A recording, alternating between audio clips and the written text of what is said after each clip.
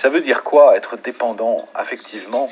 Je crois que ça veut dire avoir du mal à être seul et à être persuadé quand on est seul et qu'il nous manque quelqu'un, que c'est l'autre qui nous manque et non pas nous-mêmes qui nous manquons à nous-mêmes. Et que ce soit à travers mes relations amoureuses, j'ai eu une vie, une période où toutes mes relations amoureuses étaient très... j'avais besoin que ça soit très, très animé, que ça soit très fusionnel, très...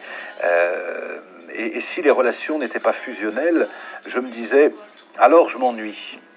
Et ça me donnait du mal à m'engager, ça me donnait du mal à accepter simplement des relations paisibles, des relations sereines. J'avais besoin de sentir cette énergie, ce risque peut-être, et cette fusion permanente. Et j'ai été très très fusionnel.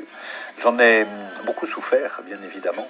C'est ce qui m'a amené à un moment donné à me dire, parce que dès qu'il y avait une nouvelle séparation amoureuse, l'autre me manquait. Et un jour, j'ai vraiment eu une révélation. Je me suis dit, mais c'est pas l'autre qui me manque, c'est moi qui me manque à moi-même. Et un maître avec qui j'étais à ce moment-là me racontait cette anecdote, c'est cette image plutôt de Marie-Madeleine qui va voir le Christ en disant « Je comprends pas, moi qui me suis tant de fois marié, je me sens toujours seul, et toi qui es seul, tu rayonnes, qu'est-ce qui se passe ?» Et le Christ lui répond « Retourne à ton puits, va remplir ton seau. » Et cette image m'a beaucoup inspiré. Descends dans ton puits, va remplir ton seau. On parle du puits intérieur.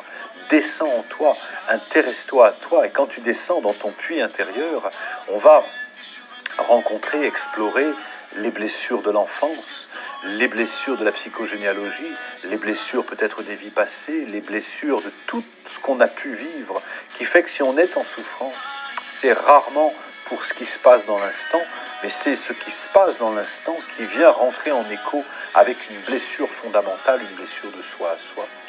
Et se nourrir de soi, être plein de soi, couper de la dépendance affective, ça veut dire descendre dans son puits, s'intéresser à soi.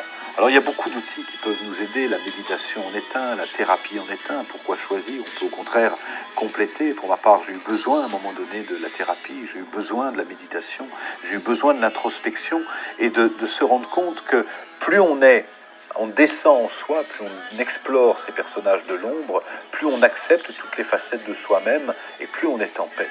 Et quand on est en paix, il naît quelque chose de magnifique, c'est qu'on n'est plus dépendant comme on l'était. Et quand je dis dépendant, c'est le petit enfant qui est dépendant, hein, le petit enfant intérieur qui se dit « donne-moi de l'affection, donne-moi de la sécurité, donne-moi de la tendresse, parce que je ne peux pas m'en donner moi-même à moi-même ». Et ça, c'est la plus grande illusion. Cette dépendance affective, elle trouve sa source dans nos racines les plus anciennes, les plus archaïques. Nous avons tous fait l'expérience de vivre dans l'utérus, de ne faire qu'un avec maman.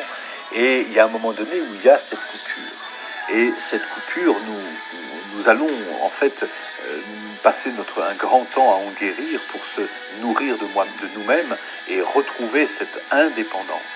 Parce qu'on est indépendant, à ce moment-là, on peut être plein de nous-mêmes. Et quand on est plein de nous-mêmes, on n'a plus besoin de relations pour venir nourrir la blessure fondamentale. Alors on devient indépendant et on peut aimer l'autre.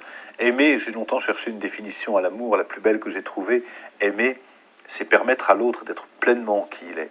Et réussir à aimer l'autre pour ce qu'il est, sans se dire « il va venir me nourrir, il va venir m'apporter ce qu'il me manque », en prenant conscience que ce qui nous manque, c'est surtout nous qui nous manquons à nous-mêmes.